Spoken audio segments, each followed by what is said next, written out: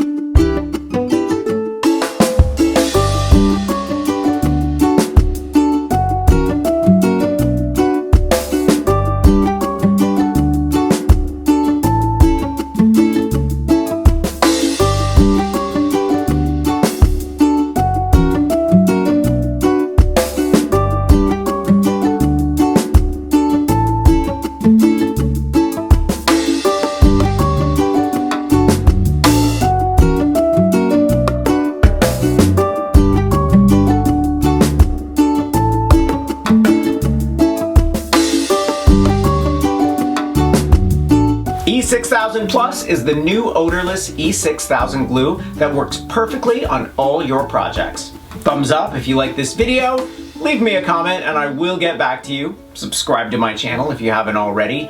Grab a copy of the Big Ass Book of Crafts Volume 2 and I will see you next week. Bye!